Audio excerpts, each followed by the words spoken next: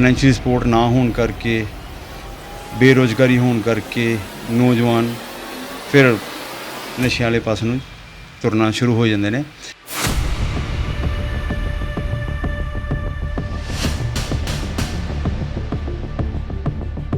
ਜਿਹੜਾ ਇੱਕ ਸਪੋਰਟਸਮੈਨ ਆ, ਠੀਕ ਹੈ ਜੀ, ਉਹ ਫਿਰ ਵੀ ਹਰ ਵਕਤ ਇੱਕ ਪੋਜ਼ੀਟਿਵਿਟੀ 'ਚ ਰਹੇਗਾ।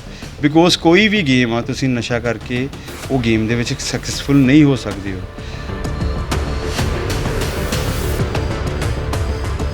ਤਕਰੀਬਨ 3 ਤੋਂ 4 ਸਾਲ ਮੈਂ ਸ਼ਾਰਟ ਪੀਰੀਅਡ ਗੇਮ ਕੀਤੀ ਸੀ, ਜਿਹਦੇ ਵਿੱਚ ਮੈਂ ਲਾਈਕ ਦੋ ਵਾਰ ਇੰਟਰ ਕਾਲਜ ਗੋਲਡ ਮੈਡਲ ਜਿੱਤਿਆ। ਇੰਟਰਵਰਸਿਟੀ ਕੰਪੀਟ ਕੀਤਾ ਮੈਂ, ਗੁਰੂ ਨਾਨਕ ਦੇਵ ਯੂਨੀਵਰਸਿਟੀ ਮੈਂ ਰਿਪਰੈਜ਼ੈਂਟ ਕੀਤਾ ਸੀ ਇੰਟਰਵਰਸਿਟੀ ਦੇ ਵਿੱਚ।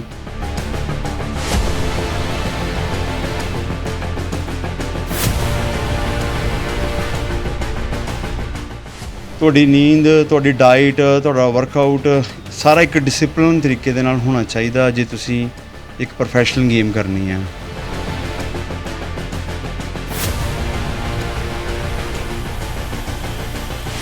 ਸੋ ਹੁਣ ਤੱਕ ਮੇਰੇ ਕੋਲ ਟੋਟਲ 28 ਇੰਟਰਨੈਸ਼ਨਲ ਮੈਡਲਸ ਨੇ, ਜਿਹੜੇ ਮੈਂ ਇੰਡੀਆ ਤੋਂ ਬਾਹਰ ਜਾ ਕੇ ਕੰਪੀਟ ਕੀਤਾ, ਇੰਡੀਆ ਨੂੰ ਰਿਪਰੈਜ਼ੈਂਟ ਕੀਤਾ ਅਤੇ ਮੈਂ ਵਿਨ ਕੀਤੇ ਨੇ।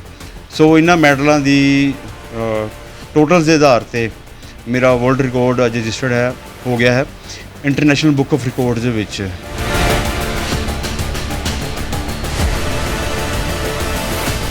ਅਤੇ ਕਾਫੀ ਮੈਂ ਇਵੈਂਟ ਦੇ ਵਿੱਚ ਵਨ ਕੀਤਾ।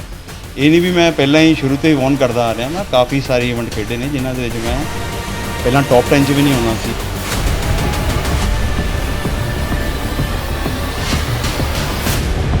ਹਰ ਸਾਲ ਜਾਂ 2 ਸਾਲ ਬਾਅਦ ਨਵਾਂ ਕੋਈ ਮਿਸਟਰ ਓਲੰਪੀਆ ਬਣਦਾ, ਅਤੇ ਮੈਂ ਜੇ ਕਿਤੇ ਬਾਹਰ ਜਾਂਦਾ ਉਹਨਾਂ ਨੂੰ ਮਿਲਦਾ ਵਾਂ, ਉਹਨਾਂ ਦੇ ਵੱਲ ਦੇਖ ਕੇ ਮਿਲਣਾ ਇੱਕ ਆਪਣੇ ਆਪ ਦੇ ਵਿੱਚ ਇੱਕ ਮੋਟੀਵੇਸ਼ਨ ਆ।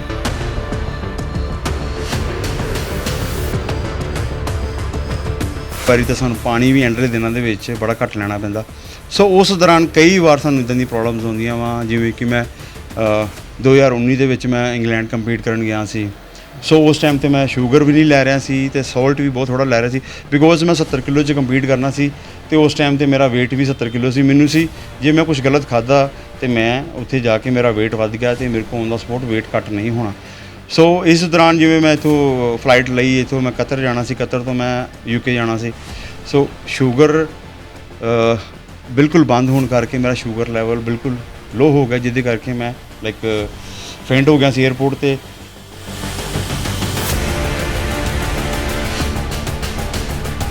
ਇਹ ਤਾਂ ਮੇਰਾ ਇੱਕ ਸ਼ੌਂਕ ਸੀ ਬਾਡੀ ਬਿਲਡਿੰਗ ਨੂੰ ਇੰਟਰਨੈਸ਼ਨਲ ਲੈਵਲ 'ਤੇ ਕੰਪੀਟ ਕਰਨਾ। ਸੋ ਮੈਂ ਉਸ ਚੀਜ਼ ਨੂੰ ਲੈ ਕੇ ਪਹਿਲਾਂ ਆਪਣੇ ਆਪ ਨੂੰ ਆਪਣੇ ਕਾਰੋਬਾਰ ਦੇ ਵਿੱਚ ਸੈਟਲ ਕੀਤਾ। ਜਦੋਂ ਮੈਂ ਫਾਈਨੈਂਸ਼ੀਅਲੀ ਸਟੇਬਲ ਹੋਇਆ, ਦੈਨ ਮੈਂ ਫਿਰ ਆਪਣੀ ਗੇਮ ਨੂੰ ਜਾਰੀ ਕੀਤਾ।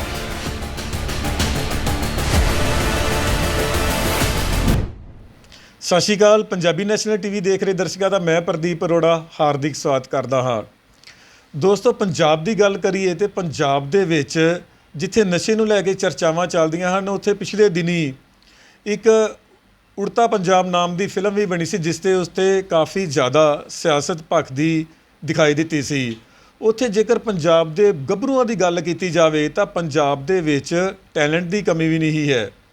ਤੁਹਾਡੀ ਮੁਲਾਕਾਤ ਅੱਜ ਅਸੀਂ ਅਮਨਦੀਪ ਜੀ ਨਾਲ ਕਰਵਾਉਣ ਜਾ ਰਹੇ ਹਾਂ, ਜਿਨ੍ਹਾਂ ਨੇ ਕਿ ਇੰਟਰਨੈਸ਼ਨਲ ਬੁੱਕ ਆਫ ਰਿਕਾਰਡ ਦੇ ਵਿੱਚ ਆਪਣਾ ਨਾਮ ਦਰਜ ਕਰਵਾਇਆ ਹੈ। ਤੁਹਾਨੂੰ ਦੱਸ ਦਈਏ ਕਿ ਇਹਨਾਂ ਵੱਲੋਂ 28 ਇੰਟਰਨੈਸ਼ਨਲ ਮੈਡਲ ਬੋਡੀ ਬਿਲਡਿੰਗ ਦੇ ਵਿੱਚ ਜਿੱਤੇ ਗਏ ਹਨ। ਸੋ ਉਹਨਾਂ ਨਾਲ ਗੱਲਬਾਤ ਕਰ ਲੈਂਦੇ ਹਾਂ। ਅਮਨਦੀਪ ਜੀ, ਸਵਾਗਤ ਹੈ ਤੁਹਾਡਾ ਪੰਜਾਬੀ ਨੈਸ਼ਨਲ TV 'ਚ। ਸਤਿ ਸ਼੍ਰੀ ਅਕਾਲ ਜੀ, ਤੁਹਾਡਾ ਬਹੁਤ ਬਹੁਤ ਧੰਨਵਾਦ।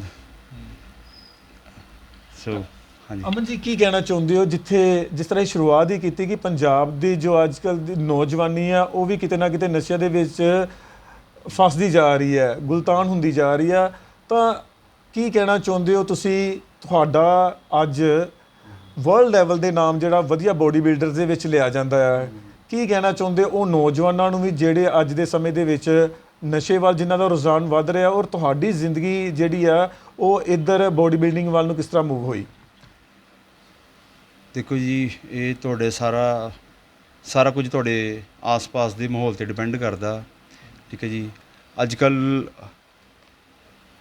ਦੇਖਿਆ ਜਾਂਦਾ ਜਿਵੇਂ ਵੀ ਜੇਕਰ ਕੋਈ ਪੜ੍ਹਿਆ ਲਿਖਿਆ ਆਪਣੀ ਐਜੂਕੇਸ਼ਨ ਦੇ ਵਿੱਚ ਉਹਨੇ ਵਧੀਆ ਡਿਗਰੀ ਕੀਤੀ ਆ, ਉਹਨੂੰ ਉਹਦੀ ਮਨਪਸੰਦ ਦੀ ਜੋਬ ਨਹੀਂ ਮਿਲ ਰਹੀ, ਉਹਦੇ ਟੈਲੈਂਟ ਦੇ ਅਕੋਰਡਿੰਗ ਜੋਬ ਨਹੀਂ ਮਿਲ ਰਹੀ। ਜੇ ਕੋਈ ਵਧੀਆ ਸਪੋਰਟਸਮੈਨ ਆ, ਉਹ ਵਧੀਆ ਪਰਫਾਰਮੈਂਸ ਦਿੰਦਾ, ਉਹਨੂੰ ਕਿਸੇ ਵੀ ਪਾਸੇ ਤੋਂ ਕੋਈ ਸਪੋਰਟ ਨਹੀਂ ਮਿਲਦੀ। ਫਾਈਨੈਂਸ਼ੀਅਲ ਸਪੋਰਟ ਨਾ ਹੋਣ ਕਰਕੇ, ਬੇਰੁਜ਼ਗਾਰੀ ਹੋਣ ਕਰਕੇ ਨੌਜਵਾਨ ਫਿਰ ਨਸ਼ਿਆਂ ਵਾਲੇ ਪਾਸੇ ਨੂੰ ਤੁਰਨਾ ਸ਼ੁਰੂ ਹੋ ਜਾਂਦੇ ਨੇ। ਸੋ ਜਿਹੜਾ ਇੱਕ ਸਪੋਰਟਸਮੈਨ ਆ, ਠੀਕ ਹੈ ਜੀ, ਉਹ ਫਿਰ ਵੀ ਹਰ ਵਕਤ ਇੱਕ ਪੋਜ਼ੀਟਿਵਿਟੀ 'ਚ ਰਹੇਗਾ। ਬਿਕੋਜ਼ ਕੋਈ ਵੀ ਗੇਮ ਆ, ਤੁਸੀਂ ਨਸ਼ਾ ਕਰਕੇ ਉਹ ਗੇਮ ਦੇ ਵਿੱਚ ਸਕਸੈਸਫੁਲ ਨਹੀਂ ਹੋ ਸਕਦੇ ਹੋ। ਸਭ ਤੋਂ ਜੇ ਕੋਈ ਕਿਸੇ ਦੇ ਵੀ ਤਰੀਕੇ ਦਾ ਕੋਈ ਡਰੱਗ ਲੈਂਦੇ ਆ ਆਪਾਂ, ਤਾਂ ਉਸ ਗੇਮ ਦੇ ਵਿੱਚ ਉਹਦੀ ਪਰਫਾਰਮੈਂਸ ਹਮੇਸ਼ਾ ਖਰਾਬ ਹੀ ਹੋਊਗੀ। ਸੋ ਜੇ ਮੈਂ ਗੱਲ ਕਰਾਂ ਆਪਣੀ ਗੇਮ ਦੇ ਵਿੱਚ ਬਾਡੀ ਬਿਲਡਿੰਗ ਦੀ, ਸੋ ਇਹ ਗੇਮ ਇੱਕ ਬੜੀ ਸਲੋ ਐਂਡ ਸਟੱਡੀ ਵਾਲੀ ਗੇਮ ਆ। ਮੈਂ ਕਾਲਜ ਟਾਈਮ ਦੇ ਵਿੱਚ ਗੇਮ ਸ਼ੁਰੂ ਕੀਤੀ ਸੀ 2003 ਦੇ ਵਿੱਚ। 2003 ਤੋਂ ਮੈਂ 6 ਤੱਕ ਤਕਰੀਬਨ 3 ਤੋਂ 4 ਸਾਲ ਮੈਂ ਸ਼ੋਰਟ ਪੀਰੀਅਡ ਗੇਮ ਕੀਤੀ ਸੀ, ਜਿਹਦੇ ਵਿੱਚ ਮੈਂ ਲਾਈਕ ਦੋ ਵਾਰ ਇੰਟਰ ਕਾਲਜ ਗੋਲਡ ਮੈਡਲ ਜਿੱਤਿਆ। ਇੰਟਰਵਰਸਿਟੀ ਕੰਪੀਟ ਕੀਤਾ ਮੈਂ, ਗੁਰੂ ਨਾਨਕ ਦੇਵ ਯੂਨੀਵਰਸਿਟੀ ਮੈਂ ਰਿਪਰੈਜ਼ੈਂਟ ਕੀਤਾ ਸੀ ਇੰਟਰਵਰਸਿਟੀ ਦੇ ਵਿੱਚ। ਫਿਰ ਮੈਂ ਪੰਜਾਬ ਦੇ ਵਿੱਚ 5 ਵਾਰ ਸਟੇਟ ਗੋਲਡ ਮੈਡਲ ਜਿੱਤੇ ਸੀ ਉਸ ਟਾਈਮ ਦੇ ਵਿੱਚ। ਸੋ ਬਟ ਕੁਝ ਕਾਰਨਾਂ ਕਰਕੇ ਜਿਵੇਂ ਕਿ ਮੈਨੂੰ ਗੇਮ ਛੱਡਣੀ ਪਈ ਉਸ ਟਾਈਮ 'ਤੇ ਮੈਂ ਆਪਣੇ ਕਾਰੋਬਾਰ ਦੇ ਵਿੱਚ ਆ ਗਿਆ। 2010 ਤੱਕ ਮੈਂ ਆਪਣੇ ਕਾਰੋਬਾਰ 'ਚ ਸੈਟਲ ਹੋ ਚੁੱਕਿਆ ਸੀ। ਬਟ ਜੋ ਮੇਰਾ ਰਹਿੰਦਾ ਖ਼ਾਬ ਸੀ ਵੀ ਆਪਣੀ ਗੇਮ ਨੂੰ ਮੈਂ ਇੱਕ ਇੰਟਰਨੈਸ਼ਨਲ ਲੈਵਲ 'ਤੇ ਪਹੁੰਚਾਉਣਾ, ਉਹ ਫਿਰ ਮੈਂ 28 ਸਾਲ ਦੀ ਉਮਰ ਦੇ ਵਿੱਚ ਫਿਰ ਦੁਬਾਰਾ ਆਪਣੀ ਮਿਹਨਤ ਕਰਨੀ ਸ਼ੁਰੂ ਕੀਤੀ। 2011 ਦੇ ਵਿੱਚ ਮੈਂ ਇਸ ਗੇਮ ਦੀ ਬੇਸਿਕ ਨੌਲੇਜ ਨੂੰ ਸਿੱਖਣ ਲਈ ਮੈਂ ਇੰਗਲੈਂਡ ਗਿਆ। ਇੰਗਲੈਂਡ ਜਾ ਕੇ ਮੈਂ ਬੇਸਿਕ ਟ੍ਰੇਨਿੰਗ ਕੋਰਸ ਕੀਤਾ, ਪਰਸਨਲ ਟ੍ਰੇਨਰ ਦਾ ਕੋਰਸ ਕੀਤਾ, ਨਿਊਟ੍ਰੀਸ਼ਨ ਦਾ ਕੋਰਸ ਕੀਤਾ, ਠੀਕ ਹੈ ਜੀ। ਸਾਰੇ ਇਹਦੇ ਬੇਸਿਕਸ ਨੂੰ ਲਰਨ ਕੀਤਾ ਵੀ ਜੇ ਆਪਾਂ ਬਾਡੀ ਬਿਲਡਿੰਗ ਦੇ ਵਿੱਚ ਕਾਮਯਾਬ ਹੋਣਾ ਵਾ, ਵਧੀਆ ਬਾਡੀ ਬਿਲਡ ਕਰਨੀ ਆ, ਸਾਨੂੰ ਕਿੰਨਾ ਚੀਜ਼ਾਂ ਦਾ ਇੱਕ ਫੋਲੋ ਕਰਨਾ ਚਾਹੀਦਾ। ਸੋ ਤੁਹਾਡੀ ਨੀਂਦ, ਤੁਹਾਡੀ ਡਾਈਟ, ਤੁਹਾਡਾ ਵਰਕਆਊਟ ਸਾਰਾ ਇੱਕ ਡਿਸਿਪਲਿਨ ਤਰੀਕੇ ਦੇ ਨਾਲ ਹੋਣਾ ਚਾਹੀਦਾ ਜੇ ਤੁਸੀਂ ਇੱਕ ਪ੍ਰੋਫੈਸ਼ਨਲ ਗੇਮ ਕਰਨੀ ਆ।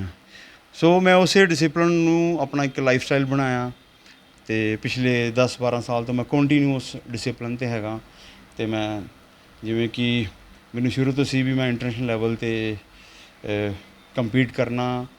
ਮੈਂ ਸ਼ੁਰੂ ਦੇ ਜਿਹੜੇ ਵਰਲਡ ਦੇ ਸਭ ਤੋਂ ਵੱਧ ਰਿਨਾਊਂਡ ਬਾਡੀ ਬਿਲਡਿੰਗ ਦੇ ਈਵੈਂਟ ਨੇ ਐਮੇਚੋਰ ਓਲੰਪੀਆ ਅਤੇ ਆਰਨੋਲਡ ਕਲਾਸਿਕ, ਜਿਹੜਾ ਕਿ ਹਰ ਇੱਕ ਬਾਡੀ ਬਿਲਡਰ ਦਾ ਡਰੀਮ ਹੁੰਦਾ ਵੀ ਉਸ ਨੂੰ ਕੰਪੀਟ ਕਰੇ, ਵਿਨ ਕਰੇ।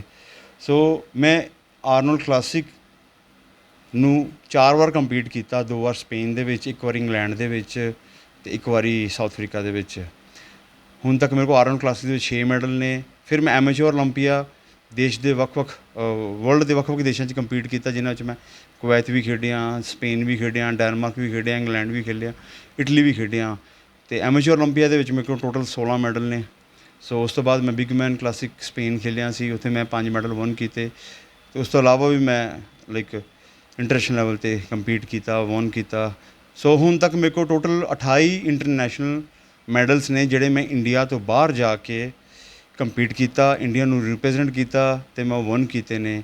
ਸੋ ਇਹਨਾਂ ਮੈਡਲਾਂ ਦੀ ਟੋਟਲਸ ਦੇ ਆਧਾਰ 'ਤੇ ਮੇਰਾ ਵਰਲਡ ਰਿਕਾਰਡ ਅੱਜ ਰਜਿਸਟਰਡ ਹੋ ਗਿਆ ਹੈ ਇੰਟਰਨੈਸ਼ਨਲ ਬੁੱਕ ਆਫ ਰਿਕਾਰਡਸ ਦੇ ਵਿੱਚ।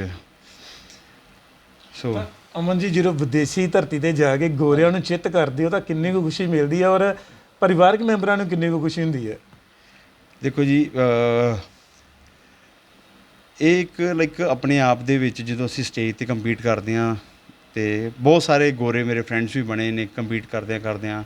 ਕੋਈ ਇਟਲੀ ਤੋਂ, ਕੋਈ ਸਪੇਨ ਤੋਂ, ਕੋਈ UK ਤੋਂ, ਕੋਈ USA ਤੋਂ, ਕੋਈ ਬ੍ਰਾਜ਼ੀਲ ਤੋਂ, ਸਾਊਥ ਅਫਰੀਕਾ ਤੋਂ। ਸਾਰੇ ਮੇਰੇ ਸੋਸ਼ਲ ਮੀਡੀਆ 'ਤੇ ਮੇਰੇ ਨਾਲ ਅੱਜ ਦੀ ਡੇਟ 'ਚ ਇਨ ਟੱਚ ਨੇ। ਸੋ ਇੱਕ ਬੜਾ ਵਧੀਆ ਮਾਹੌਲ ਬਣ ਜਾਂਦਾ ਜਦੋਂ ਤੁਸੀਂ ਇੱਕ ਕੈਟਾਗਰੀ 'ਚ ਖੇਡਦੇ ਹੋ, ਤਾਂ ਤੁਹਾਨੂੰ ਵੱਖ-ਵੱਖ ਦੇਸ਼ਾਂ ਦੇ ਲੋਕ ਮਿਲਦੇ ਨੇ। ਸਭ ਤੋਂ ਵੱਡੀ ਗੱਲ ਆ, ਤੁਹਾਨੂੰ ਬਾਹਰ ਦੇ ਜਿਹੜੇ ਵਿਦੇਸ਼ੀ ਐਥਲੀਟਸ ਨੇ ਉਹ ਐਪਰੀਸ਼ੀਏਟ ਬਹੁਤ ਕਰਦੇ ਨੇ। ਜਦੋਂ ਤੁਸੀਂ ਕੰਪੀਟ ਵੀ ਕਰਦੇ ਹੋ, ਜਿੱਤਣਾ ਹਾਰਨਾ ਬਾਅਦ ਦੀ ਗੱਲ ਹੁੰਦੀ ਆ, ਉਹ ਇੱਕ ਦੂਸਰੇ ਨੂੰ ਬੜਾ ਹੀ ਖੁਸ਼ ਮਿਜਾਜ ਤਰੀਕੇ ਦੇ ਨਾਲ ਮਿਲਦੇ ਨੇ, ਇੱਕ ਦੂਜੇ ਨੂੰ ਪੁੱਛਦੇ ਨੇ। ਸੋ ਬੜਾ ਵਧੀਆ ਫੀਲ ਹੁੰਦਾ। ਸੋ ਕੰਪੀਟ ਕਰਨ ਤੋਂ ਬਾਅਦ ਜੇ ਤੁਸੀਂ ਵਿਨ ਕਰਦੇ ਹੋ, ਸੋ ਤੁਹਾਨੂੰ ਇੱਕ ਵੱਖਰਾ ਹੀ ਮਾਣ ਮਹਿਸੂਸ ਹੁੰਦਾ ਵਿਦੇਸ਼ ਦੀ ਧਰਤੀ 'ਚ ਜਾ ਕੇ ਵੀ ਤੁਸੀਂ ਇੱਕ ਇਨ ਟਫ ਕੰਪੀਟੀਸ਼ਨ ਦੇ ਵਿੱਚ ਤੁਸੀਂ ਵਿਨ ਕਰਦੇ ਹੋ। ਸੋ ਆਪਣੇ ਆਪ 'ਚ ਇੱਕ ਬੜੀ ਮਾਣ ਵਾਲੀ ਗੱਲ ਆ, ਠੀਕ ਹੈ ਜੀ। ਸੋ ਮੈਂ ਹੁਣ ਤੱਕ ਕਾਫੀ ਈਵੈਂਟ ਖੇਡਿਆ ਅਤੇ ਕਾਫੀ ਮੈਂ ਈਵੈਂਟ ਦੇ ਵਿੱਚ ਵਿਨ ਕੀਤਾ। ਇਹ ਨਹੀਂ ਵੀ ਮੈਂ ਪਹਿਲਾਂ ਹੀ ਸ਼ੁਰੂ ਤੋਂ ਹੀ ਵਿਨ ਕਰਦਾ ਆ ਰਿਹਾ, ਮੈਂ ਕਾਫੀ ਸਾਰੇ ਈਵੈਂਟ ਖੇਡੇ ਨੇ ਜਿਨ੍ਹਾਂ ਦੇ ਵਿੱਚ ਮੈਂ ਪਹਿਲਾਂ ਟੌਪ 10 'ਚ ਵੀ ਨਹੀਂ ਆਉਂਦਾ ਸੀ। ਫਿਰ ਮੈਨੂੰ ਟੌਪ 10 ਦੇ ਵਿੱਚ ਆਉਣਾ ਸ਼ੁਰੂ ਹੋਇਆ ਫਿਰ ਮੈਂ ਟੌਪ 5 ਦੇ ਵਿੱਚ ਆਉਣਾ ਸ਼ੁਰੂ ਹੋਇਆ। ਉਸ ਤੋਂ ਬਾਅਦ ਫਿਰ ਮੈਂ ਟੌਪ 3 ਦੇ ਵਿੱਚ ਆਉਣਾ ਸ਼ੁਰੂ ਹੋਇਆ। ਸੋ ਮੇਰੀ ਇਹ ਜਰਨੀ ਬੜੀ ਲੰਬੀ ਜਰਨੀ ਆ। ਸੋ ਮੈਂ ਹਮੇਸ਼ਾ ਇਸ ਨੂੰ ਇੱਕ ਮੈਨੇਜ ਕਰਕੇ ਚੱਲਦਾ ਆਉਂਦਿਆ ਵਾਂ। ਮੈਂ ਹਾਰ ਨੂੰ ਵੀ ਓਨਾ ਹੀ ਇੰਜੋਏ ਕਰਦਾ ਅਤੇ ਮੈਂ ਜਿੱਤ ਨੂੰ ਵੀ ਓਨਾ ਹੀ ਇੰਜੋਏ ਕਰਦਾ। ਮੈਂ ਮੀਨਸ ਇਸ ਗੇਮ ਦੇ ਵਿੱਚ ਕਦੀ ਓਵਰ ਨਹੀਂ ਕਰਦਾ, ਓਵਰ ਇੰਜੋਏ ਨਹੀਂ ਕਰਦਾ, ਬਿਕੋਜ਼ ਮੈਂ ਇਸ ਗੇਮ ਨੂੰ ਪਿਆਰ ਕਰਦਾ। ਇਹਦੇ ਵਿੱਚ ਹਾਰ ਜਿੱਤ ਅਤੇ ਹਰ ਗੇਮ ਦੇ ਵਿੱਚ ਹੁੰਦੀ ਆ। ਸੋ ਹਰ ਤਰ੍ਹਾਂ ਦੇ ਐਕਸਪੀਰੀਅੰਸ ਨੇ। ਕਈ ਵਾਰੀ ਬੰਦਾ ਹਾਰ ਕੇ ਵੀ ਜ਼ਿਆਦਾ ਖੁਸ਼ ਹੋ ਜਾਂਦਾ ਵਾ, ਕਈ ਵਾਰ ਜਿੱਤ ਕੇ ਵੀ ਬੰਦਾ ਉਸ ਖੁਸ਼ੀ ਨੂੰ ਇੰਜੋਏ ਨਹੀਂ ਕਰਦਾ। ਜੇਕਰ ਗੱਲ ਤੁਹਾਡੇ ਆਈਡਲ ਦੀ ਕੀਤੀ ਜਾਵੇ ਤਾਂ ਅਮਨ ਆਪਣਾ ਆਈਡਲ ਕਿਹਨੂੰ ਮੰਨਦਾ? ਦੇਖੋ ਜੀ, ਜਦੋਂ ਅਸੀਂ ਜਿਮ 'ਚ ਗਏ ਸੀ ਸ਼ੁਰੂਆਤੀ, ਅਸੀਂ ਮੋਸਟਲੀ ਦੇਖਦੇ ਹਾਂ ਵੀ ਮੋਸਟਲੀ ਜਿੰਮਾਂ ਦੇ ਵਿੱਚ ਆਰਨੋਲਡ ਦੇ ਪੋਸਟਰ ਲੱਗੇ ਹੁੰਦੇ ਨੇ, ਜਾਂ ਹੁਣ ਦੇ ਜਿਹੜੇ ਪ੍ਰੈਜ਼ੈਂਟ ਜਿੰਨੇ ਵੀ ਇੰਟਰਨੈਸ਼ਨਲ ਓਲੰਪੀਅਨਸ ਨੇ ਉਹਨਾਂ ਦੇ ਪੋਸਟਰ ਲੱਗੇ ਹੁੰਦੇ ਨੇ। ਸੋ ਸ਼ੁਰੂ ਤੋਂ ਹੁੰਦਾ ਸੀ ਵੀ ਯਾਰ ਮੈਂ ਇਹਨਾਂ ਇੰਟਰਨੈਸ਼ਨਲ ਬੋਡੀ ਬਿਲਡਰਾਂ ਨੂੰ ਮਿਲਣਾ ਵਾ। ਇਹਨਾਂ ਦੇ ਇਵੈਂਟ ਜਿਵੇਂ ਆਰਨੋਲਡ ਆਪਣੇ ਨਾਮ ਦੇ ਉੱਤੇ ਪੂਰੇ ਵਰਲਡ ਦੇ ਵਿੱਚ ਆਰਨੋਲਡ ਕਲਾਸਿਕ ਸਪੋਰਟਸ ਫੈਸਟੀਵਲ ਕਰਾਉਂਦਾ ਵੱਖ-ਵੱਖ ਦੇਸ਼ਾਂ ਦੇ ਵਿੱਚ, ਏਸ਼ੀਆ 'ਚ, ਯੂਰਪ 'ਚ, USA ਦੇ ਵਿੱਚ। ਸੋ ਉਹਨਾਂ ਨੂੰ ਹੀ ਆਈਡਲ ਮੰਨ ਕੇ ਫਿਰ ਮੈਂ ਉਹਨਾਂ ਦੇ ਹੀ ਇਵੈਂਟ ਨੂੰ ਖੇਡਣ ਦਾ ਇੱਕ ਟਾਰਗੇਟ ਰੱਖਿਆ। ਸੋ ਇੰਟਰਨੈਸ਼ਨਲ ਖੇਡਣ ਦੇ ਨਾਲ ਨਾਲ ਮੈਂ ਇਹਨਾਂ ਸਾਰੇ ਐਥਲੀਟਸ ਨੂੰ ਕਈ ਵਾਰ ਮਿਲ ਵੀ ਚੁੱਕਿਆ ਵਾਂ, ਜਿਹਦੇ ਨਾਲ ਇੱਕ ਵੱਖਰੀ ਹੀ ਮੋਟੀਵੇਸ਼ਨ ਮਿਲਦੀ ਹੈ ਤੁਸੀਂ ਜਦੋਂ ਆਪਣੇ ਆਈਡਲ ਨੂੰ ਮਿਲਦੇ ਹੋ। ਜਦੋਂ ਮੈਂ ਤੁਹਾਡੀ ਗੱਲ ਕਰਦਾ ਵੀ ਜਦੋਂ ਤੁਸੀਂ ਪਹਿਲੀ ਵਾਰੀ ਮਿਲੇ ਤਾਂ ਕੀ ਸੀ ਉਦੋਂ? ਫਿਰ ਬੋਡੀ ਵਾਈਬ੍ਰੇਟ ਕਰਦੀ ਸੀ, ਪੈਰ ਕੰਬਦੇ ਸੀ, ਲੱਤਾਂ ਕੰਬਦੀਆਂ ਸੀ? ਕਿਉਂਕਿ ਜਿਸ ਨੂੰ ਇਹ ਸੋਚਿਆ ਹੋਵੇ, ਛੋਟੇ ਬਚਪਨ ਤੋਂ ਸੋਚਦੇ ਆ ਰਹੇ ਕਿ ਅਸੀਂ ਉਹਨੂੰ ਮਿਲਣਾ ਜ਼ਿੰਦਗੀ ਦੇ ਵਿੱਚ, ਟਾਰਗੇਟ ਲੈ ਕੇ ਚੱਲੇ ਸੀ ਤੁਸੀਂ, ਕੀ ਪ੍ਰਤੀਕਿਰਿਆ ਤੁਹਾਡੀ ਉਸ 'ਤੇ? ਦੇਖੋ ਜੀ, ਇਹ ਮੀਨਸ ਉਹਨਾਂ ਨੂੰ ਮਿਲਣਾ, ਉਹਨਾਂ ਨੂੰ ਦੇਖਣਾ ਇੱਕ ਆਪਣੇ ਆਪ ਦੇ ਵਿੱਚ ਹੀ ਨਾ ਇੱਕ ਓਵਰ ਇੰਜੋਏ ਹੁੰਦਾ। ਸੋ ਉਹਨਾਂ ਨੂੰ ਦੇਖ ਕੇ ਮੀਨਸ ਇਹੋ ਜਿਹੀ ਮੋਟੀਵੇਸ਼ਨ ਹੁੰਦੀ ਹੈ ਵੀ ਯਾਰ ਮੈਂ ਵੀ ਜਿੱਦਾਂ ਇਹਨਾਂ ਨੇ ਆਪਣੇ ਲਾਈਫ ਦੇ ਵਿੱਚ ਅਚੀਵਮੈਂਟਸ ਕੀਤੀਆਂ ਨੇ, ਅੱਜ ਲੋਕ ਇਹਨਾਂ ਦੇ ਫੈਨ ਨੇ। ਸੋ ਇਹਨਾਂ ਨੇ ਆਪਣੇ ਟਾਈਮ 'ਤੇ ਬਹੁਤ ਮਿਹਨਤ ਕੀਤੀ ਆ, ਠੀਕ ਹੈ ਜੀ। ਜੇ ਇਹਨਾਂ ਦੀ ਬੈਕਗਰਾਊਂਡ ਦੇਖੀਏ ਤਾਂ ਇਹਨਾਂ ਦੀ ਸਫਲ ਹੋਣ ਦੇ ਵਿੱਚ ਇਹਨਾਂ ਦੇ ਹਾਰਡ ਵਰਕ ਦਾ ਬਹੁਤ ਵੱਡਾ ਰੋਲ ਆ। ਸੋ ਉਹ ਚੀਜ਼ਾਂ ਫਿਰ ਮੈਂ ਪ੍ਰੇਰਿਤ ਹੋ ਕੇ, ਠੀਕ ਹੈ, ਆਪਣੇ ਡਿਸਿਪਲਿਨ ਲਾਈਫ 'ਚ ਲੈ ਕੇ ਉਹਨੂੰ ਮੈਨੇਜ ਕਰਦਾ।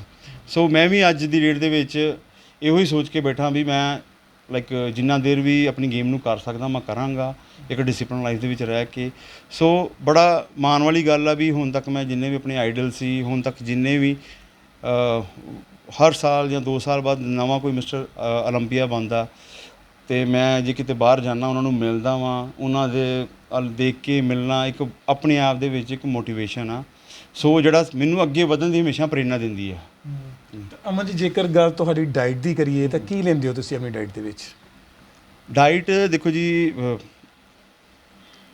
ਬੋਡੀ ਬਿਲਡਰ ਦੀ ਡਾਈਟ ਅਤੇ ਇੱਕ ਆਮ ਬੰਦੇ ਦੀ ਡਾਈਟ 'ਚ ਥੋੜ੍ਹਾ ਫਰਕ ਹੁੰਦਾ, ਠੀਕ ਹੈ ਜੀ। ਆਮ ਬੰਦੇ ਨੂੰ ਵੀ ਡਾਈਟ ਉਹੀ ਚਾਹੀਦੀ ਆ, ਬਸ ਬੋਡੀ ਬਿਲਡਰ ਨੂੰ ਉਹ ਡਾਈਟ ਦੀ ਜਿਹੜੀ ਮਾਤਰਾ ਡਬਲ ਚਾਹੀਦੀ ਆ। ਸਿੰਪਲ ਜੀ ਗੱਲ ਆ, ਜਿੱਦਾਂ ਕਿ ਸਾਡੇ ਮਸਲਸ ਨੇ, ਮਸਲਸ ਨੂੰ ਪ੍ਰੋਟੀਨ ਅਤੇ ਗੁੱਡ ਫੈਟ ਦੀ ਲੋੜ ਆ ਗਰੋਥ ਵਾਸਤੇ, ਕਾਰਬਸ ਦੀ ਲੋੜ ਆ ਸਾਨੂੰ ਐਨਰਜੀ ਵਾਸਤੇ। ਜਿੰਨਾ ਵੀ ਅਸੀਂ ਵੇਟ ਲਿਫਟਿੰਗ ਕਰਦੇ ਹਾਂ ਉਹ ਸਾਡੀ ਸਾਰੀ ਐਨਰਜੀ ਸਾਨੂੰ ਕਾਰਬਸ ਤੋਂ ਮਿਲਦੀ ਆ। ਜਿਹੜੀ ਪ੍ਰੋਟੀਨ ਅਤੇ ਫੈਟਸ ਨੇ ਉਹ ਦੋਨੋਂ ਮਿਲ ਕੇ ਸਾਡੇ ਮਸਲਸ ਦੇ ਸੈੱਲਸ ਨੂੰ ਡਿਵੈਲਪ ਕਰਦੇ ਨੇ। ਸੋ ਨਾਲ ਮਲਟੀਵਿਟਾਮਿਨ ਅਤੇ ਮਿਨਰਲਸ ਦਾ ਹੋਣਾ ਬਹੁਤ ਜ਼ਰੂਰੀ ਆ। ਮੈਂ ਜਿੰਨਾ ਵੀ ਮੇਰਾ ਬੋਡੀ ਵੇਟ ਆ ਮੈਂ ਉਹ ਤੋਂ 2 ਗੁਣਾ ਪ੍ਰੋਟੀਨ ਅਤੇ 5 ਤੋਂ 6 ਗੁਣਾ ਕਾਰਬਸ ਲੈਣਾ। ਜਿੰਨਾ ਬੋਡੀ ਵੇਟ ਮੈਂ ਉਨੀ ਹੀ ਗੁੱਡ ਫੈਟ ਲੈਣਾ। ਸੋ ਇਸ ਡਾਈਟ ਨੂੰ ਮੈਂ ਪੂਰੇ ਦਿਨ ਦੇ ਵਿੱਚ 5 ਤੋਂ 6 ਹਿੱਸਿਆਂ ਦੇ ਵਿੱਚ ਡਿਵਾਈਡ ਕਰਕੇ, ਠੀਕ ਹੈ ਜੀ, ਥੋੜ੍ਹਾ ਕਰਕੇ 3 ਤੋਂ 4 ਘੰਟੇ ਬਾਅਦ ਇੱਕ ਮੀਲ, ਦੂਜਾ ਮੀਲ, ਤੀਜਾ ਮੀਲ, ਇਸ ਤਰ੍ਹਾਂ ਲੈਣਾ। ਸੋ ਇਹਦੇ ਨਾਲ ਸਾਰਾ ਦਿਨ ਮਸਲ ਨੂੰ ਸਲੋ ਇੱਕ ਡਾਈਟ ਮਿਲਦੀ ਰਹਿੰਦੀ ਆ। ਸੋ ਮਸਲ ਆਪਣੀ ਗਰੋਥ ਦੇ ਨਾਲ ਮੀਨਸ ਜਦੋਂ ਮਸਲ ਨੂੰ ਇੱਕ ਰੂਟੀਨ ਦੇ ਵਿੱਚ ਡਾਈਟ ਮਿਲਦੀ ਰਹੇਗੀ ਤਾਂ ਮਸਲ ਦੀ ਗਰੋਥ ਸਲੋ ਹੁੰਦੀ ਰਹੇਗੀ। ਅਮਨ ਜੀ, ਸੋਸ਼ਲ ਮੀਡੀਆ ਦੇ ਉੱਤੇ ਕੁਝ ਵੀਡੀਓਜ਼ ਦੇਖੀਆਂ ਪਿਛਲੇ ਦਿਨੀ, ਔਰ ਸੁਣਨ 'ਚ ਆਇਆ ਕਿ ਉਹ ਜਿਮ ਕਰ ਰਹੇ ਸੀ, ਜਿਮ ਤੋਂ ਬਾਹਰ ਆਉਣ ਤੋਂ ਬਾਅਦ ਉਹਨਾਂ ਨੂੰ ਅਟੈਕ ਹੋ ਜਾਂਦਾ, ਉਹਨਾਂ ਦੀ ਡੈਥ ਹੋ ਜਾਂਦੀ ਆ। ਇਹਦੇ ਪਿੱਛੇ ਕੀ ਕਾਰਨ ਹੁੰਦਾ? ਦੇਖੋ ਜੀ, ਅਟੈਕ ਹੋਣ ਦਾ ਰੀਜ਼ਨ ਆ ਜੀ ਕਿਸੇ ਬੰਦੇ ਨੂੰ ਪਹਿਲਾਂ ਹੀ ਕੋਈ ਨਾ ਕੋਈ ਹੈਲਥ ਇਸ਼ੂ ਹੋਊਗਾ। ਔਰ ਕੁਝ ਕਹਿੰਦੇ ਕਿ ਸਪਲੀਮੈਂਟ, ਸਟੀਰੋਇਡ ਵੀ ਲੈਂਦੇ ਆ। ਦੇਖੋ ਜੀ, ਸਟੀਰੋਇਡਸ ਦੇ ਨਾਲ ਕੋਈ ਹਾਰਟ ਅਟੈਕ ਦਾ ਕੋਈ ਲੈਣ ਦੇਣ ਨਹੀਂ ਹੈਗਾ ਸੱਚ ਐਜ਼ ਜੇ ਅਸੀਂ ਦੇਖਿਆ ਜਾਵੇ ਤੇ ਮੋਸਟਲੀ ਆ ਵੀ ਕਈ ਵਾਰ ਕਈ ਬੰਦੇ ਜਿਵੇਂ ਕੁਛ ਹਾਈ ਕੈਫੀਨੇਟਿਡ ਡਰਿੰਕਸ ਲੈ ਲੈਂਦੇ ਨੇ, ਜਿਹਦੇ ਨਾਲ ਉਹਨਾਂ ਦੀ BP ਇੱਕਦਮ ਵੱਧ ਜਾਂਦਾ। ਸੋ ਇੱਕ ਤਾਂ ਉਹਨਾਂ ਨੇ ਹਾਈ ਕੈਫੀਨੇਟਿਡ ਕੋਈ ਡਰਿੰਕ ਲੈ ਲਈ ਆ, ਜਾਂ ਕੋਈ ਪ੍ਰੀ-ਵਰਕਆਊਟ ਇੱਦਾਂ ਦਾ ਯੂਜ਼ ਕਰ ਲਿਆ ਵਾ ਜਿਹਦੇ ਵਿੱਚ ਕੋਈ ਮੈਡੀਸਨ ਮਿਕਸ ਹੋਵੇ। ਉਸ ਤੋਂ ਬਾਅਦ ਉਹ ਬੰਦਾ ਵਰਕਆਊਟ ਵੀ ਗਲਤ ਕਰ ਰਿਹਾ ਜਿਮ ਦੇ ਵਿੱਚ ਜਾ ਕੇ, ਉਹ ਇੱਦਾਂ ਦਾ ਵਰਕਆਊਟ ਕਰ ਰਿਹਾ ਜਾਂ ਕਾਰਡੀਓ ਨੂੰ ਜ਼ਿਆਦਾ ਕਰ ਰਿਹਾ, ਜ਼ਿਆਦਾ ਰਨ ਕਰ ਰਿਹਾ ਜਿਮ ਦੇ ਵਿੱਚ ਜਾ ਕੇ, ਜਿਹਦੇ ਨਾਲ ਉਹਦਾ BP ਇੱਕਦਮ ਹੋਰ ਵਧੀ ਜਾਏਗਾ। ਸੋ ਮੀਨਸ ਕੋਈ ਹੈਲਥ ਇਸ਼ੂ ਵੀ ਹੋ ਸਕਦਾ ਕਿਸੇ ਨੂੰ ਵੀ, ਠੀਕ ਨਹੀਂ। ਸੋ ਇੱਦਾਂ ਹੀ ਹੋ ਸਕਦਾ ਵੀ ਜਿਵੇਂ ਤੁਸੀਂ ਓਵਰ ਟ੍ਰੇਨਿੰਗ ਕਰ ਲਈ ਆ, ਠੀਕ ਹੈ, ਤੁਸੀਂ ਕੋਈ ਹਾਈ ਕੈਫੀਨੇਟਡ ਡਰਿੰਕ ਲੈ ਲਈ ਜਿਹਦੇ ਨਾਲ ਤੁਹਾਡਾ ਇੱਕਦਮ ਬੀਪੀ ਇੰਨਾ ਜ਼ਿਆਦਾ ਵੱਧ ਗਿਆ, ਜਿਹਦੇ ਨਾਲ ਤੁਹਾਨੂੰ ਹਾਰਟ ਦਾ ਇੱਕ ਇਸ਼ੂ ਆ ਸਕਦਾ ਜਿਮ ਦੇ ਵਿੱਚ। ਅਮਨ ਜੀ, ਕੀ ਮੈਸੇਜ ਦੇਣਾ ਚਾਹੁੰਦੇ ਉਹਨਾਂ ਨੌਜਵਾਨਾਂ ਨੂੰ ਜਿਹੜੇ ਨੌਜਵਾਨ ਅੱਜ ਦੇ ਸਮੇਂ ਦੇ ਵਿੱਚ ਆਪਣੇ ਜੋ ਉਹਨਾਂ ਦਾ ਟਾਰਗੇਟ ਹੋਣਾ ਚਾਹੀਦਾ ਹੈ, ਆਪਣੀ ਬੋਡੀ ਨੂੰ ਸੰਭਾਲਣਾ ਚਾਹੀਦਾ ਹੈ, ਉਹਨਾਂ ਨੂੰ ਵੀ ਕਿਸੇ ਨਾ ਕਿਸੇ ਗੇਮ ਨੂੰ ਜੁਆਇਨ ਕਰਨਾ ਚਾਹੀਦਾ ਹੈ, ਪਰ ਉਹ ਨਸ਼ੇ ਦੀ ਦਲਦਲ ਦੇ ਵਿੱਚ ਫਸਦੇ ਜਾ ਰਹੇ ਆ? ਦੇਖੋ ਜੀ, ਅੱਜ ਦੀ ਡੇਟ 'ਚ ਜਿੱਦਾਂ ਕਿ ਹਰ ਯੰਗਸਟਰ ਦਾ ਇੱਕ ਸੁਪਨਾ ਹੁੰਦਾ ਵੀ ਉਹ ਆਪਣਾ ਵਧੀਆ ਇੱਕ ਫਿਜ਼ਿਕ ਬਣਾਵੇ, ਮਸਲ ਬਿਲਡ ਕਰੇ, ਬਟ ਮੋਸਟਲੀ ਦੇਖਣ ਦੇ ਵਿੱਚ ਹੁੰਦਾ ਹੈ ਵੀ ਬਹੁਤ ਸਾਰੇ ਨੌਜਵਾਨ ਨੇ ਜਿਹੜੇ ਮਿਸਗਾਈਡਡ ਨੇ, ਠੀਕ ਹੈ, ਜਿਹੜੇ ਚਾਹੁੰਦੇ ਤੇ ਨੇ ਵੀ ਅਸੀਂ ਵਧੀਆ ਬੋਡੀ ਬਣਾਈਏ, ਜਿਮ 'ਚ ਮਿਹਨਤ ਵੀ ਪੂਰੀ ਕਰਦੇ ਨੇ, ਠੀਕ ਹੈ ਜੀ, ਬਟ ਉਹਨਾਂ ਨੂੰ ਉੱਦਾਂ ਦਾ ਰਿਜ਼ਲਟ ਨਹੀਂ ਹੁੰਦਾ। ਉਹਦਾ ਰੀਜ਼ਨ ਹੈ ਵੀ ਉਹਨਾਂ ਨੂੰ ਸੈਲਫ ਨੌਲੇਜ ਨਹੀਂ ਆ, ਸੈਲਫ ਐਜੂਕੇਸ਼ਨ ਨਹੀਂ ਆ। ਤੁਸੀਂ ਕੋਈ ਵੀ ਕੰਮ ਕਰਦੇ ਹੋ ਜੇ ਉਹਨੂੰ ਬਿਨਾਂ ਐਜੂਕੇਸ਼ਨ ਤੋਂ ਕਰੋਗੇ, ਤੁਸੀਂ ਦੂਸਰੇ ਬੰਦੇ 'ਤੇ ਡਿਪੈਂਡ ਹੋ ਕੇ ਕਰੋਗੇ। ਸੋ ਦੂਸਰਾ ਬੰਦਾ ਤੁਹਾਨੂੰ ਸਹੀ ਗਾਈਡ ਕਰ ਰਿਹਾ, ਗਲਤ ਗਾਈਡ ਕਰ ਰਿਹਾ, ਤੁਹਾਨੂੰ ਕਦੀ ਵੀ ਪਤਾ ਨਹੀਂ ਚੱਲੇਗਾ। ਸੋ ਅੱਜ ਦੀ ਡੇਟ ਦੇ ਵਿੱਚ ਬੇਸਿਕ ਟ੍ਰੇਨਿੰਗ ਕੋਰਸਿਸ, ਨਿਊਟ੍ਰੀਸ਼ਨ ਦੇ ਕੋਰਸਿਸ ਆਨਲਾਈਨ ਬਹੁਤ ਸਾਰੇ ਅਵੇਲੇਬਲ ਨੇ, ਆਫਲਾਈਨ ਵੀ ਅਵੇਲੇਬਲ ਨੇ।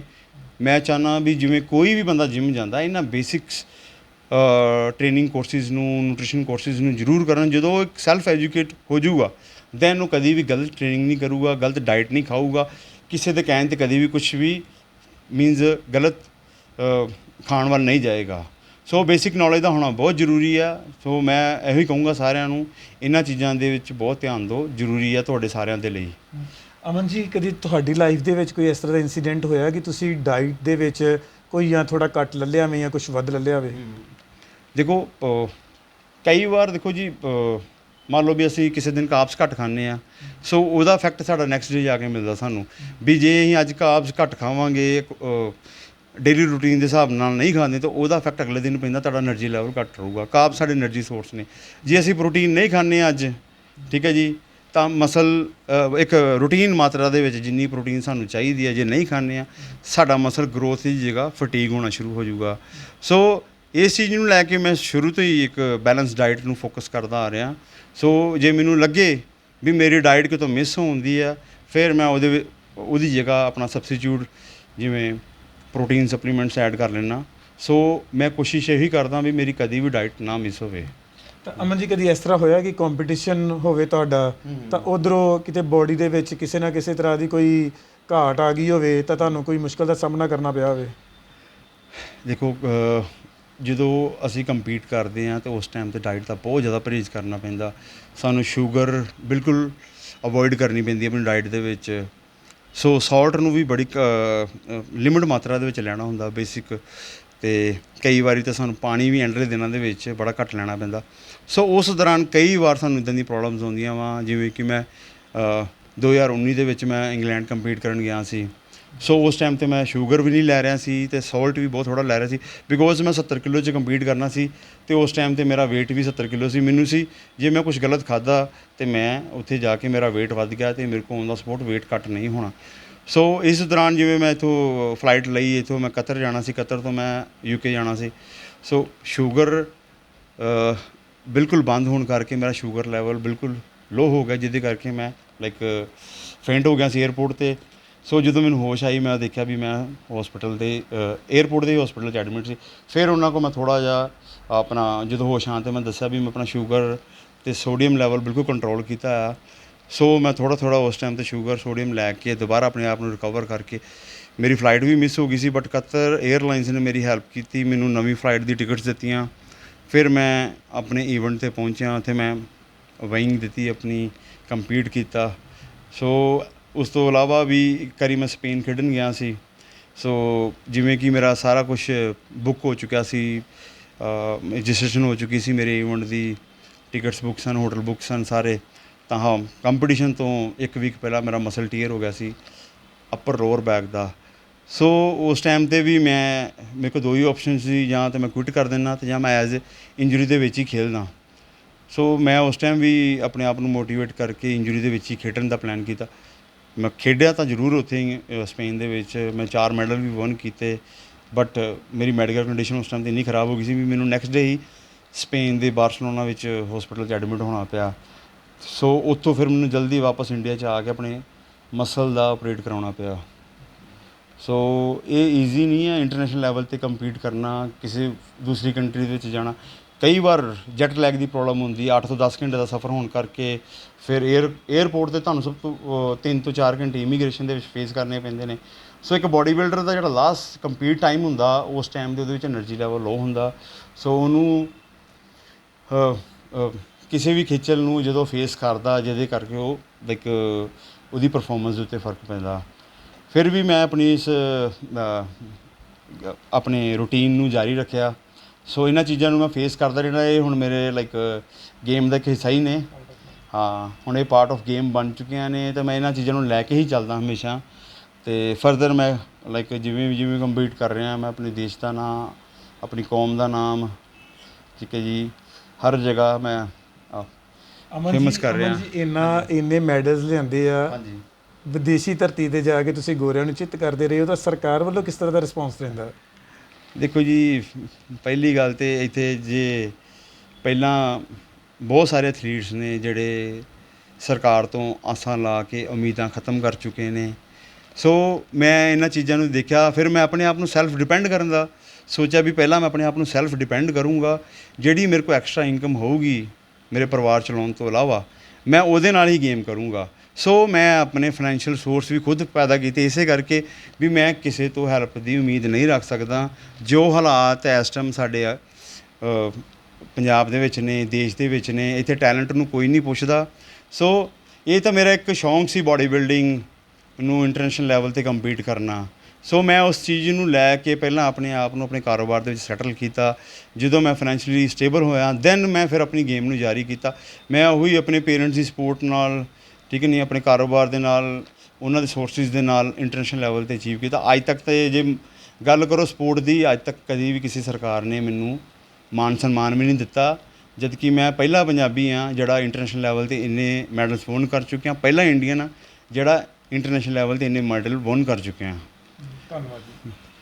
ਸੋ ਇਹ ਸਨ ਸਾਡੇ ਨਾਲ ਅਮਨਦੀਪ ਜੀ, ਜਿਨ੍ਹਾਂ ਨੇ ਉਹ ਨੌਜਵਾਨਾਂ ਨੂੰ ਮੈਸੇਜ ਦਿੱਤਾ ਹੈ ਜਿਹੜੇ ਨੌਜਵਾਨ ਅੱਜ ਦੇ ਸਮੇਂ ਦੇ ਵਿੱਚ ਨਸ਼ੇ ਦੀ ਦਲਦਲ ਦੇ ਵਿੱਚ ਫਸਦੇ ਜਾ ਰਹੇ ਹਨ ਔਰ ਕਿਤੇ ਨਾ ਕਿਤੇ ਸਰਕਾਰ ਦੇ ਵਤੀਰੇ ਤੋਂ ਗਿਲਾ ਕਰਦੇ ਵੀ ਦਿਖਾਈ ਦਿੱਤੇ ਹਨ, ਕਿਉਂਕਿ ਵਿਦੇਸ਼ੀ ਧਰਤੀ ਦੇ ਉੱਤੇ ਜਾ ਕੇ 28 ਇੰਟਰਨੈਸ਼ਨਲ ਮੈਡਲਸ ਆਪਣੇ ਦੇਸ਼ ਲਈ ਲਿਆਉਣਾ ਔਰ ਅੱਜ ਤੱਕ ਕਿਸੇ ਵੀ ਸਰਕਾਰੀ ਨੁਮਾਇੰਦੇ, ਕਿਸੇ ਸਰਕਾਰੀ ਅਧਿਕਾਰੀ ਵੱਲੋਂ ਆਣ ਕੇ ਇਹਨਾਂ ਦੀ ਬਾਂਹ ਨਹੀਂ ਫੜੀ ਗਈ। ਸੋ ਕਿਤੇ ਨਾ ਕਿਤੇ ਸਰਕਾਰਾਂ ਨੂੰ ਵੀ ਚਾਹੀਦਾ ਹੈ ਕਿ ਜੋ ਅੱਜ ਦੇ ਸਮੇਂ ਦੇ ਵਿੱਚ ਸਪੋਰਟਸਮੈਨ ਹਨ, ਜੋ ਆਪਣੇ ਦੇਸ਼ ਅਤੇ ਪੰਜਾਬ ਦਾ ਨਾਮ ਰੋਸ਼ਨ ਕਰਦੇ ਆ ਰਹੇ ਹਨ, ਉਹਨਾਂ ਨੂੰ ਕਿਤੇ ਨਾ ਕਿਤੇ ਆਣ ਕੇ ਸਨਮਾਨਿਤ ਜ਼ਰੂਰ ਕਰਨਾ ਚਾਹੀਦਾ ਹੈ। ਸੋ ਤੁਸੀਂ ਪੰਜਾਬੀ ਨੈਸ਼ਨਲ ਟੀਵੀ ਦੇ ਨਾਲ ਜੁੜੇ ਹੋਏ ਸੀ। ਸ਼੍ਰੀ ਅੰਮ੍ਰਿਤਸਰ ਸਾਹਿਬ ਤੋਂ ਪ੍ਰਦੀਪ ਅਰੋੜਾ।